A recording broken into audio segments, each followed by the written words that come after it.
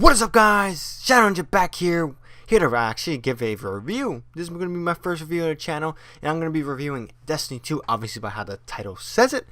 No shit, Sherlock. Yep, just had to get that out the way. So, Destiny 2 came out a week ago, actually a little bit over a week ago of me making this video, so gave me some time to play the game, pretty much do a lot of stuff. Now, I haven't done everything in the game, like the raid or Trials of the Nine, which just came out today, the day of me actually dropping this video. So yeah, there's some stuff I haven't done, but pretty much I know everything about this game because it's going to work very similar from Destiny 1. So, with that being said, this time around we get a campaign in Destiny 2. So if you play Destiny 1, you know that the campaign actually wasn't that memorable, wasn't that good. It was very basic, simple, a lot of stuff going all over the place, didn't really make sense, and yeah. However, in Destiny 2, they actually listened to the community. So, Destiny 2 is going to be a community-based game.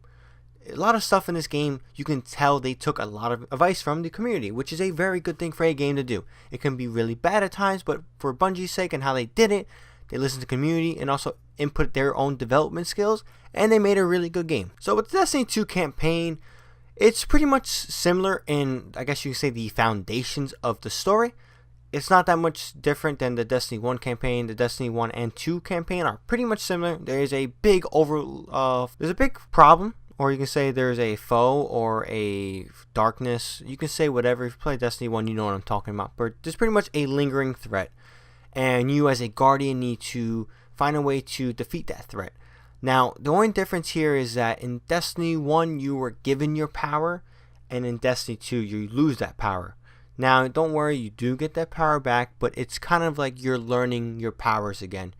You forgot that you were, I guess, not so grateful for what you have, and now you need to be grateful for what you got. So, it's kind of, I guess you could say, a good life lesson. It's pretty much revolving around the fact that Guardians were not granted this, they were lucky, and Gol is actually a pretty good villain. He's pretty solid. I love his voice. It reminds me of the 1986 Unicron from the Transformers cartoon movie, but yeah, that's completely besides the point. So I'm pretty much not going to give any spoilers away here. I just thought that showing these characters such as Cade, who is, I'm not a hunter main, I'm a Titan main, but he makes me want to be a hunter, and I feel lucky that, I feel actually jealous that hunters have this as their headmaster, because Cade in this game is pretty savage. Thumos, the Unbroken, has a ship in that base. It's the only way we can get you onto the Almighty undetected. So you're going to steal it. Newsflash, folks. The Fallen are on the move. Seems they didn't learn their lesson the first time. Scavenging vultures, those Fallen. Always turn up when you don't want them. Kind of like a warlock when you're... Go on. Nothing? Nope. I'm done. The way's clear. Now let me at Thumos' ship. Great! This is the part where you borrow it. Like when you borrowed Eris's ship? She will want a replacement, Cade. Eris loves me! She'll be fine. So with that clip I just show you with some funny dialogue, you actually hear that Cade and, I guess, other characters provide some comic relief in this serious moment. Destiny 2 actually was not a campaign I thought would be very funny. It kind of caught me off guard, but it's actually very refreshing. Sometimes with the dullness and the, I guess you say, the similarities of the campaign with the last one, the comic relief definitely added a flair to the campaign, and it made it more fun. But basically, once you complete the campaign, which most people do, there's the end game, and the end game is what, I guess you could say, the Destiny community loves the most. So there's pretty much, you got the, I guess you say, the end game PvE stuff, and you also got the PvP stuff, or the Crucible. Now I'm going to talk about the PvE stuff first. So with the PvE stuff, you have strikes, you have the weekly nightfall, and you have the raids. Now the strikes are pretty much basic. They are a little bit longer missions that you have to join up with a fire team of 3, and you must defeat the goal, accomplish something, complete the mission, etc. It's a little bit of a challenge, but if you are a certain light level, it should be easy. They have one light level right now. It's a 140, so if you're a 260, pretty much strikes are a breeze. You don't really need to be doing them. They don't offer too much. Now the weekly nightfall, however, is a little bit different. Bungie takes one of these strikes. They add modifiers, damage modifiers, ammo modifiers, stuff like that. They change up the challenge for you, make it a lot harder, and they even up the light level, so the enemies are even harder with different modifiers that could either benefit the enemies or benefit you as a guardian. So the big thing about the endgame is actually the raids. The raids is something that Bungie made that pretty much took off with the Vault of Glass. So for me with Destiny, the big thing that makes me enjoy the game a lot is the raids. They're fun. They minimum usually take an hour. I know we're not going to talk about Crota. Crota you can actually speed run, but that's besides the point. But usually it's actually a very, very long mission. You team up with 5 other guardians, so including yourself will make a fire team of 6, and you must cooperate, go through a bunch of stages, a lot of challenges, and beat a, I guess you say, a threat that is so satisfying at the end. Now, with the PvE endgame stuff, everything is weekly, so it all resets. So pretty much with the Nightfall and the raids, you got one time to complete it. Once you complete it, you gotta wait till the weekly reset to do it again to get any rewards. Now the rewards in the raids is pretty much the rewards you want the most. It has the most light level, and the gear here usually can help you get to the max light level. I guess you say not easier, but like it's pretty much the only way, I guess you can say.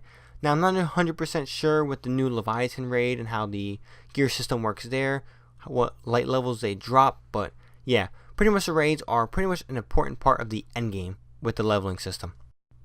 Now if you're not a big PvE guy, we have the PvP part or the multiplayer, which is called the Crucible. Now there's 2 parts of the Crucible. You can actually tell that Destiny 2 is making a heavy push for esports competitive play. Now there's 2 game modes. We got quick play and we got the competitive play. I'm a big fan of competitive play. It's the game modes there fit the style of what Bungie designed with the 4v4 mechanics. It's the game mode's a little bit better. I'm not really a fan of the domination stuff that we see in quick play. I don't really like it. I don't think a 4v4 team system works. I think 6v6 will work better for quick play, but Destiny Bungie is actually making a heavy push for competitive play, so I understand what they try to do. Make competitive and quick play feel similar but yet different. Now with these, besides these 2, I guess you say competitive and quick play Crucible modes, we have usually what are weekends or weekly events, such as the Trials of Osiris or the Iron Banner. Now, I know I said the Trials of Osiris. I am going to talk about the Trials of wow, I can't really say Osiris. The Trials of Osiris from Destiny 1, I'm going to talk about that. So basically, it was a 3v3 system. It basically revolved around one map of the week.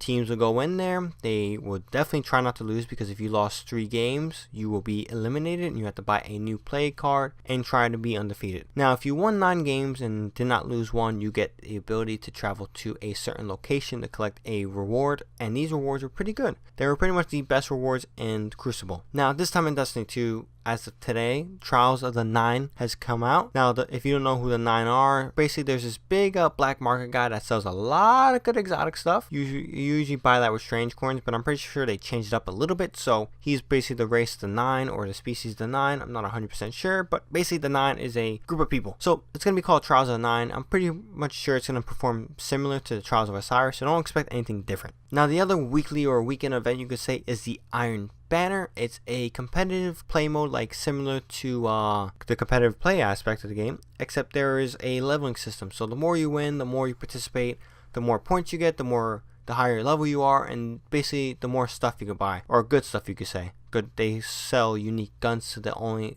you can get from the Iron Banner that week. You might not see that gun ever again in the Iron Banner. Who knows? Now, I'm not 100% sure they're going to bring that back in Destiny 2. I'm pretty sure they are. I don't see why not. It was a very successful game mode in Destiny 1. Me personally, I didn't play it too much. It didn't really catch my eye, but I'm actually a little bummed that I missed out. So when Destiny 2 rolls around, I'm definitely going to participate in the Iron Banner. So with all that being said, I'm pretty much going to give you my score of the game. Now, this score in itself is not me being a fanboy or whatever. To me, it's my honest opinion on what this game should get, and I'm going to give it a 9 out of 10. Now, why didn't I give it a perfect score? Pretty much because it suffers a lot of flaws from Destiny 1. The rinse and repeat stuff with the missions can be a really big drawback to most people.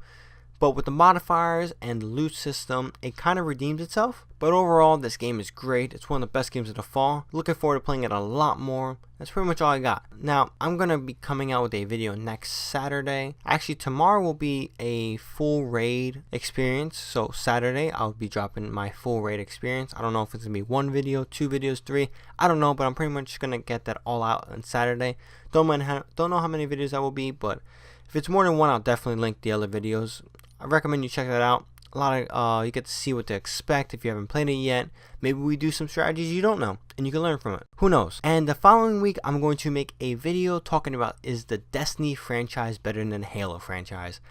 Now, before you say anything, I am not going to be comparing it as a first-person shooter. I'm going to be comparing it as products that Bungie created. So I'm going to be talking about Halo 1 through 3 and Destiny 1 and 2. Now, I'm not going to tell you exactly how I feel and stuff like that. I'll say that for the video, but it's definitely a video I hope causes some controversy and some questions. Should be a good topic to talk about. I'm pretty much excited for that video, so be on the lookout for that. That's pretty much all I got for this one. So if you like what you heard, please drop this video a like, and if you aren't subscribed already, please do so. It'd be greatly appreciated. That's pretty much all I got for this one. ShadowNinja here, and I'm out. Fitting your traveler would send you to face me once more. Look upon me, Dominus of the Red Legion, Annihilator of suns, Raiser of 1,000 worlds, Slayer of gods and Conqueror of the light. I am God! And I have become legend.